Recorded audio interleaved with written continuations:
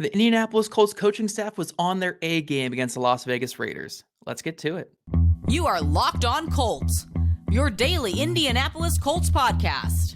Part of the Locked On Podcast Network, your team every day.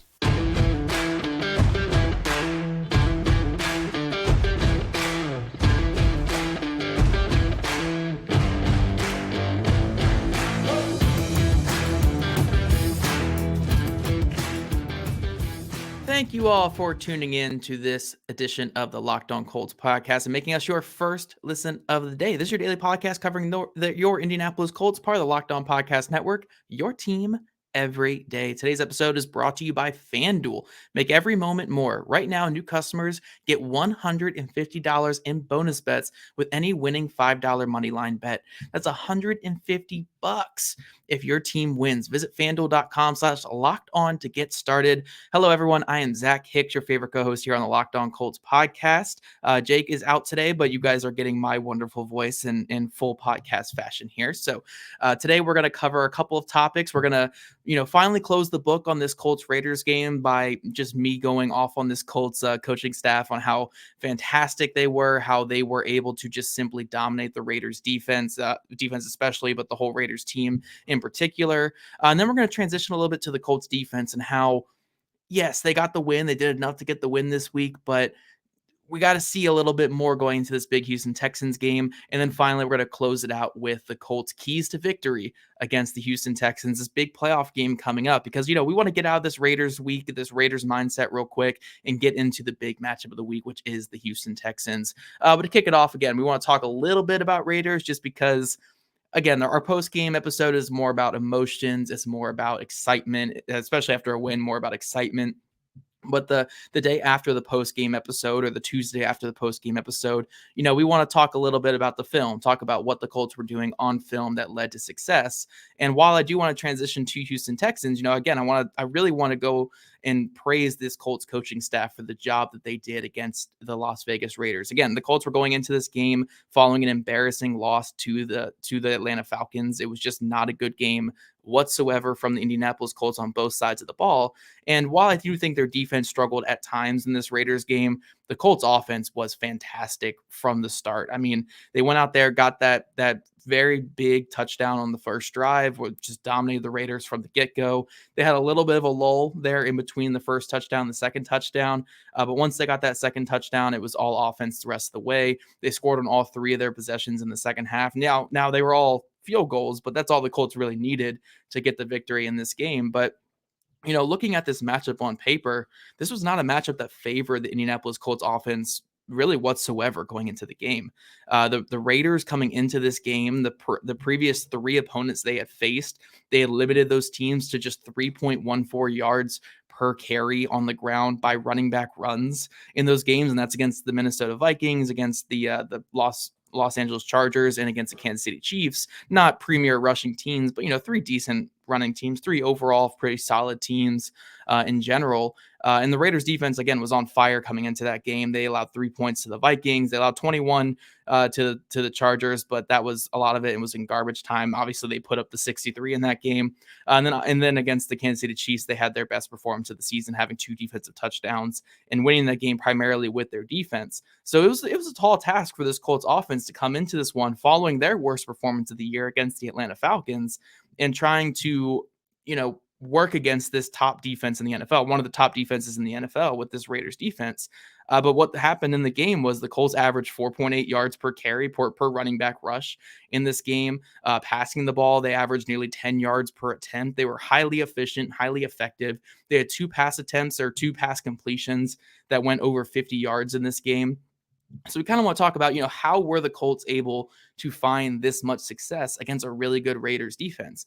Well, starting with the run game, they used the Raiders' aggressiveness against them. It was great. I mean, if you look at this Raiders front, they are attacking front. They get after it. Their linebackers are crashing downhill. Their defensive line is one-gapping, very explosive one-gapping defensive line led by Max Crosby, who is a highly energetic, all-over-the-place type of player.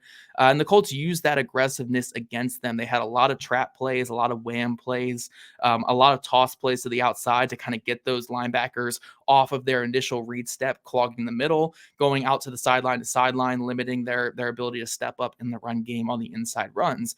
So while the Colts didn't have, every single inside run go for a huge gain, they did have plenty of big ones. They had 27 carries in this game for 131 yards from running backs. Trey Sermon had a big run. Jonathan Taylor had quite a few big runs in this game. And a lot of those did come again on using the aggressiveness against the Las Vegas Raiders, hitting those traps, hitting those whams, letting the defensive tackle go unblocked when they're trying to explode off the ball, which leaves them falling to the earth where, a whamming tight end or a trapping tackle can wash them out of the play, and Jonathan Taylor has free access up the middle of the field.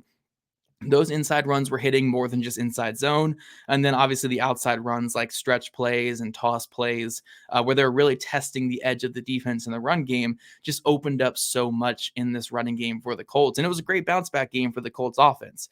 It was a really, really good scouting report that the Colts got on the Raiders defense. They knew coming into this that the Raiders defensive line was going to be aggressive. They were going to get after it. So we have to use that aggressiveness against them. And that's how the Colts were able to kind of unlock and just kind of break this Raiders run defense. And we even saw in the second half, the Colts in their run to win philosophy had 11 straight runs to basically lead them on 2 field goal drives. So the Colts offense was able to run the ball effectively. And in the passing game, it was kind of what they've been doing all year with Gardner Minshew. It wasn't a lot of full field reads and middle of the field shots or anything like that, but it was a lot of dink and dunk. We're going to take our layups, and then we'll occasionally try the shot plays. And what I thought was really interesting from the Colts in this matchup was, they were going against Max Crosby, going against Malcolm Kuntz. Tyree Wilson's been on a good run lately, so this was a good pass rush the Colts were facing. And typically with this Colts offense, they like to sit in 5-man protections. Let the 5 offensive linemen do their thing, give more passing options out in the flats and out of the backfield. So Minshew has those options to get rid of the ball. Well, in this matchup, they actually rely a lot on 6- and 7-man protections. And we even saw on the Alec Pierce touchdown, that was an 8-man protection where they were just leaving everybody in the block and only having a 2 to 3-man route or 2-man route on that play. So the Colts were doing a lot of max protect. They were just doing a lot of quick routes and stuff like that. But then when they wanted the deep shot, look, Shane Steichen dialed up 2 perfect deep shots, one where Minshew wasn't able to find Alec Pierce down the field. And then obviously the second one was the big play of the game where he connected with Alec Pierce down the field. And Joel Erickson, I got to give him a big shout out here of the Indy Star, finally got Shane Steichen to go into some detail on a Colts offensive play. Shane Steichen doesn't like going into too much detail with the media because you're giving info to your opponents. But talking about that Alec Pierce deep shot, Steichen said that the Raiders were in a 0 look, which is, 0 deep safeties, mostly man across the board, no deep safeties. And something we saw on tape, if it was 0 like that and we got a chance to throw one over the top and we got it maxed up and we got the look, shoot, Gardner Minshew made a heck of a play stepping into that throw, leading Alec across the field. If you actually look at that play from start to finish, the Colts, they did their pre-snap motion to identify that it was man coverage. The second they saw it was man coverage, boom, we're taking our shot, and they were able to connect for a big play. But overall, I just really want to bring this conversation to a close about the Raiders game, where the Colts coaching staff had a great scouting plan and just a great game plan in general for this Raiders defense. It was, we're going to trap and wham them in the run game, use their aggressiveness against them. We're going to max protect in the passing game, get the ball out quick with RPOs and spot routes, and then take our occasional deep shots down the field and get the ball to Alec Pierce, get the ball to Josh Downs down the field, and create those explosives when we have those rare opportunities to do so. And as a result, the Colts were the most efficient offense that we've seen against this Raiders defense since Antonio Pierce took over. So a great game plan, and we need to see more of this from the Colts coaching staff going into this playoff atmosphere this week against the Houston Texans. If the Colts coaching staff, especially on the offense side of the ball, can repeat what they just did against the Las Vegas Raiders, the Colts have a really good chance of winning this game against the Houston Texans. But that's where we're going to kind of transition now going forward and talk about this Colts defense and, again, talk a little bit about the Raiders game, but also how we're going to look at this defense going into this big matchup against the Houston Texans. But first, the NFL regular season is wrapping up, but there's still time to get in on the action with FanDuel, America's #1 sportsbook. Right now, new customers get $150 back in bonus bets guaranteed when you place a $5 bet. That's $150 in bonus bets, win or lose. The app is so easy to use, and there are so many different ways to bet. like live same game parlays. Find bets in the new Explore tab, make a parlay in the Parlay Hub, and the best way to find popular parlays and more. So visit FanDuel.com/locked on and make your first bet a layup. FanDuel, official partner of the NFL. Alrighty, guys, we're diving into our next segment on today's show. We're talking about this Colts defense where, during the Colts 4-game win streak, we could look at what the defense was doing and say, yes, the Colts defense in a lot of ways was carrying this team. I mean, you look at the games against the Carolina Panthers, the defense carried that game for the Colts. You look at the game against the New England Patriots, the Colts defense definitely carried the team in that game. Maybe not as much against Tampa Bay and against Tennessee, but they still made some timely plays in those matchups to win the game for the Colts. What we've seen these last couple weeks is a defense that has been very hot or cold. Against the Pittsburgh Steelers and Mitchell Trubisky, very good day. This past week against the Raiders, not the best day, but it was fine. It worked. It was enough to get the victory done. But obviously some alarming trends in the Cincinnati Bengals and Atlanta Falcons games, in particular when it comes to tackling and getting after the quarterback. So what are we really thinking about with this Colts defense going into the biggest matchup of the year and arguably against a top 10 quarterback in the league in CJ Stroud with the way that Stroud has been playing this year overall? I think there's some good and some bad looking at this Colts defense. I think there's some concerns, obviously, some of the biggest ones being, again, the communication in the pass rush right now, because the pass rush has been the driver of this unit all year long. And this pass rush is not going to have an effective day rushing with 4 men or rushing with 5 guys up front. Then I don't know if this Colts defense can get it done against CJ Stroud. But when you're looking at this team overall, they're a very, very young team. They're very inexperienced. A lot of guys are down right now on defense. I mean, look, they came into the year expecting Shaquille Leonard to be back to Shaquille Leonard, which maybe that was fruitless efforts, obviously. But Shaquille Leonard is no longer on the team. Julian Blackmon was their biggest playmaker on defense, and now he's out for the year. Kenny Moore II just missed this past game. I mean, if you're looking at what the secondary was going into this past game, it was guys like Ronnie Harrison starting at strong safety, a guy who the rest of the league had passed on, and the Colts were moving to Will linebacker before he had to move back there. Chris Lamons, another player that the rest of the league was really not interested in this offseason. Chris Lamons was starting there in the slot. And then obviously Jalen Jones, a 7th-round pick, who's played some decent football this year. But again, it's a 7th-round pick. There's a reason why he fell that far in the draft. The Colts are not starting these superstars in the secondary right now. So they're playing with one hand tied behind their back in a lot of ways, especially in that back 7. And when you have a pass rush that's struggling, it kind of makes the whole operation a little bit more difficult. So when we're looking at this Raiders game and looking at even the games before that, where have the Colts really been struggling? Where has it really been hurting them the most? I think the biggest thing right now with this defense is they just don't have that big playmaker, that big difference maker on the team. And obviously, you look back in 2020 and 2019, 2018, that was Shaquille Leonard. And then you look at 2021 and some other years and stuff, that was Kenny Moore. Some other guys that can make those big plays as well. Outside of this defensive line, when they are on and getting sacks and forcing fumbles, the Colts don't have that guy who's going to make that big time play. They don't have the corner who's going to jump a route and read a quarterback's eyes and make a play on the ball and come away with a pick. They don't have that safety that's consistently going to be taking away the deep ball and out jumping receivers. They've had flashes of it. Don't get me wrong. Rodney Thomas and Julian Blackmon and Nick Cross have made their plays back there, but they don't really have that guy. They don't have a linebacker who's top tier in coverage. They don't have a linebacker who can take advantage of errant throws in coverage.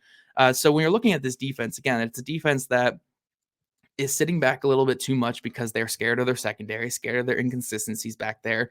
They don't have a big time playmaker. And the pass rush has been very hot and cold in recent weeks. Now, I'm not here to say it's all doom and gloom when it comes to this defense, because overall, I mean, if you look at the advanced statistics, the Colts defense has been fairly solid this year. They're top 15 in EPA per play against. I think DVOA has them as 17th in the NFL this year, so perfectly adequate, not too bad there. And again, the pass rush for the most part this season has been really solid. It's just these last 4 weeks, they have not played up to par, not played the way that they have, the way that you would hope them to have played. So I think it really comes down to this week against the Houston Texans. That the biggest things that we're looking at with this Colts defense is How aggressive are they going to play on the outside? Are they going to do some more man stuff? Are they going to sit back in the zones and be scared of the deep ball? And can this front four get after the quarterback? CJ Stroud is not a quarterback who gets rid of the ball super quick. I mean, I think he's got the fourth highest time to throw in the NFL right now with over 3 seconds before throwing the ball. Now, obviously, that is a little skewed by those couple plays where he's running around the backfield for 20 minutes and then he throws the ball up to Tank Dell or Nico Collins or whoever it is back there. But overall, he is a quarterback that has a tendency to hold on to the ball if the perfect read is not there. Can this Colts pass rush get after it and really make him pay for that like they did back in week 2 this year? The Texans have a couple injuries, so that could benefit the Colts a little bit there. But I think those are the biggest keys when we're looking at this Colts team. Are they going to be more aggressive on the outside? Can someone step up and make that big play, make that big turnover? Because after having an 18-game turnover streak with their defense that every single announcer loved to quote on the broadcast and thought it was the coolest stat ever because it was like the Colts were at 18, the next closest was at 5. The last 2 weeks, the Colts have been held just without a turnover on defense the last 2 games. So, you want to see a little bit more of that playmaking on defense. And I do think Julian Blackmon being out does play a factor into that. And obviously Kenny Moore being out this past week does play a factor too. But yeah, no, play more aggressive. Who's going to make that big play? And can the pass rush come alive? Because what the Colts just did against the Las Vegas Raiders was good enough to beat the Raiders. They were able to sit back. They weren't too scared of Aiden O'Connell beating them out of structure.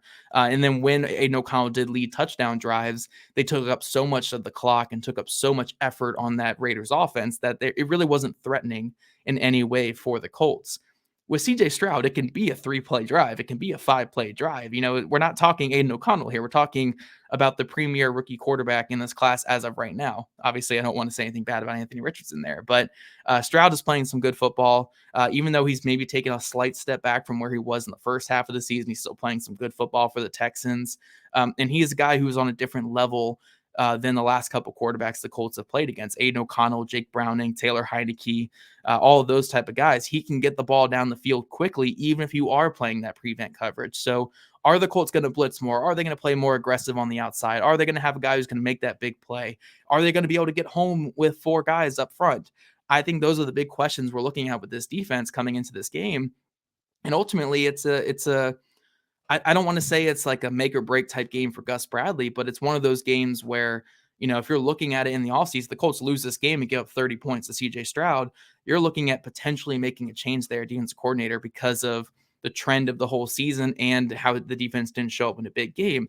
But if they do show up in this game and hold Stroud to, under 20 and the Colts win, then you're not even considering that type of move. So it is a massive, massive game for Gus Bradley. It's a massive game for this Colts defense to show that they can bounce back from this recent trend that they've been on. And it's a massive game, obviously, for the Colts in general. But I did want to kind of just ramble a little bit about the Colts defense and just some of the things that I'm thinking about with that unit right now, because I don't think they're playing terrible football, but we are seeing a little bit of an alarming trend over this 2-2 stretch the Colts are on.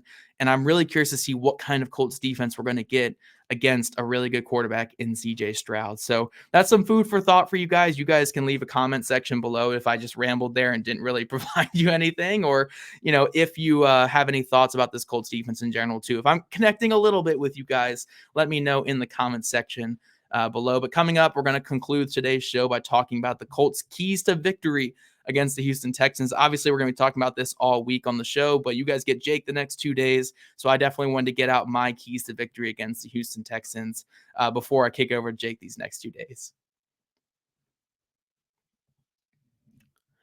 But first, testing my skills on PrizePicks this football season has been the most exciting way to play daily fantasy sports. If you have the skills, you can turn $10 into $250 with just a few taps. PrizePicks is really simple to play. I can make my picks and submit my entry in less than 60 seconds. Quick withdrawals, easy gameplay, and an enormous selection of players and stat types are what make PrizePicks the #1 daily fantasy sports app. With basketball season here, you guys can now pick combo projections across football and basketball from the Specials League, a league created specifically for combo projections that includes 2 or more players from different sports or leagues. So I know all you Indy fans are big fans of the Pacers right now. Pacers are on a 4-game winning streak. Well, maybe, for example, you can combine Michael Pittman Jr. receptions and Tyrese Halliburton three-pointers made at like 10.5 or 11.5. You can do that kind of thing there on PrizePicks. It's a really, really cool league, the specials league. I love it, especially as a fan of the Pacers and the Colts. So go to prizepicks.com/LockedOnNFL and use code LockedOnNFL for a first deposit match up to $100. Again, that's prizepicks.com/LockedOnNFL and use code LockedOnNFL for a first deposit match up to $100. PrizePicks, daily fantasy sports made easy.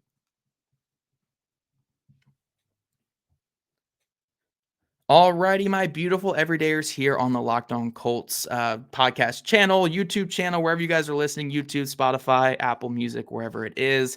Welcome to the final segment of today's shows. We're talking about the keys of success against the Houston Texans. Now, I think I'm going to be fairly coach speak with the keys to success here when it comes to the Colts in this game, because you got to look at it this way. The Colts are kind of playing with house money. They're playing with their backup quarterback. They've had a lot of injuries this year. They're playing with a rookie head coach calling plays and stuff like that.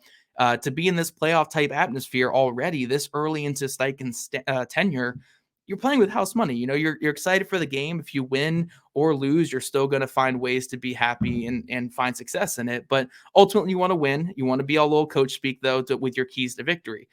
You want to control the game early and often in this one. Control it. And by control it, I mean have high time of possession, control that ball, have high success rate, move the ball on offense, no 3 and outs, no constant 3 and outs like that lull the Colts had against the Raiders in this past game. High time of possession, keep control of the ball, win the turnover battle. That has been one of the biggest keys to success for the Colts this entire year. The games where Gardner Minshew turns the ball over, 2, 3, 4 times, they typically are not winning those games. But when they have the games like they had this past Sunday, where Minshew has a clean sheet out there, he's able to keep everything in front of him and not fumble, not turn the ball over. The Colts have been able to just find a lot more success. And then ultimately, I think you got to lean on Shane Steichen's battle philosophy, which is pass to score and run to win. We've seen over this recent 2-2 stretch that the Colts have had, in the 2 games they have won against the Pittsburgh Steelers and the Las Vegas Raiders, that pass to score and run to win philosophy has been vital. In the first half of those games, Minshew's throwing at 60 to 70% rate, getting the Colts on the scoreboard, getting out to an 11-point lead against the Raiders. I think it was only like a 1-point lead against the Steelers, but obviously they were able to extend that in the second half. And then when it comes to that fourth quarter, lean on Jonathan Taylor, lean on whoever your running backs are. Obviously against the Steelers, it was Trey Sermon and Tyler Goodson. But if Zach Moss is back this week, lean on him too. Lean on these running backs to run you to victory. It doesn't have to be flashy. You could win ugly in this game. It doesn't matter. A win is a win. So if you have to run to win in the fourth quarter of these games to kill clock and get those field goals to go up by 2 scores in the fourth quarter, so be it. So be it. Run to win if you have to. I love that philosophy when it comes to just extending a lead and killing clock. So pass the score, run to win. Just keep leaning on that philosophy that's been working for the Colts lately. If we're going into more detail, though, on this Colts offense, passing game, you got to lean on the yards after catch, lean on the layups and on the big throws. I know Minshew is not perfect at the mid-range jumpers or anything like that, if we're using basketball speak here, but keep leaning on those layups, the RPO game, getting the ball out quick, getting into wide receiver screens, let your guys run after the catch a little bit, and then scheme up those couple deep shots to Alec Pierce, to Michael Pittman Jr., to Josh Downs. You can work the ball down the field occasionally, but try to keep, again, the high success rate, the high efficiency on the offense, and just don't try to do too much with this passing game. Don't try to, drop back 50 times in this game, because that's when Minshew is prone to struggle. If you're keeping in that 20 to 25 range and keeping it in controlled dropbacks, then I do think the Colts offense can have some success throwing the ball, even against a good Houston Texans defense. For the run game, keep the diversity up. I mean, we saw again this past week, the Colts went away from their typical inside zone running game to do more traps, more whams, more outside runs, more stretch runs and stuff like that in order to work against this aggressive Raiders front. Now, this Texans front's a slightly different. They kind of rely on their guys up front, their front 4 guys to win at the point of attack and disrupt the running game that way. So the Colts might be able to lean more into their inside zone type game like they did back in week 2 and that dominant win over the Texans in week 2. But again, it's going to have to be diversity. They're going to have to change things up. They can't just keep it inside zone after inside zone in this game. because D'Amico Ryans and this Texan staff is too good of a staff to just do the same thing over and over again. But it is leaning on what is working and obviously finding that diversity and that perfect symmetry of what's working and what's going to work against this Texans defense. So for the run game, again, just keep it mixed up, keep showing different looks. Don't just rely on the same looks or the same RPO play over and over again. Kind of do what they did against the Raiders this week, where yes, you get the traps and the whams and the outside runs, but they still did do a couple inside zones just to keep this defense honest. I think if they keep that diversity going in the run game, especially if they get Zach Moss back this week, I do think this running game is going to find a ton of success against the Houston Texans. And then for the defense, again, we just talked about it in the past segment. The defense needs to have the game of their life. This is the season right here. This is the game of the season. This is a playoff game. The Colts defense needs to come out with their A game, like they did in the first half of that week 2 game against the Houston Texans when the Colts were able to jump out to a massive lead. They had a fantastic first half. They forced a fumble on CJ Stroud. I think they had 4 sacks in that first half as well against CJ Stroud. So if they can come out playing the way they did in the first half of that week 2 game, then we don't have much to worry about when it comes to the Colts defense. But again, it's kind of going what I was talking about in the second segment. Get the pressure with 4, clog up the middle of the field, keep the communication issues and the occasional broken plays to a minimum. And then who's going to be that guy who makes that big play? Somebody needs to step up and make that big play, whether it's a pass rusher forcing a fumble, whether it's a defensive back coming with a big interception. Someone needs to be a playmaker for this Colts defense in this game. They haven't really had that playmaker since Shaquille Leonard, and the next closest guy they've had as that playmaker, Julian Blackmon, is not going to be playing in this game. So who is going to be that playmaker for the Colts defense? The playmaker who changes the game, gets the Colts a big turnover and gets them in plus field position for them to go down and score and really change the game this weekend. That's going to be the biggest key, I think, in general for this defense. This is a playoff type game, and playoff type games need playoff performers, and playoff performers come away with that big play. So I really do think that's what it's going to come down to. Who is going to make that big play for the Colts defense? You guys let me know in the comments section below. And also let me know some of your keys to success against the Houston Texans. What kind of keys are you looking at? What are you looking at this Colts team to do in order to beat Houston this Sunday? Before I leave you guys today, though, I want to remind you to check out Locked On Sports Today, which is the first ever national sports 24/7 streaming channel on YouTube. If you guys don't already, make sure you're following at Locked On Colts, at Jake Arthur NFL, and at Zach Hicks2, all on Twitter/X. Also, subscribe to us on YouTube or listen to your podcast. We love you guys' rings reviews. And Jake will be back with you guys tomorrow to talk about a really, really fun segment. So make sure you guys are back with us bright and early tomorrow morning.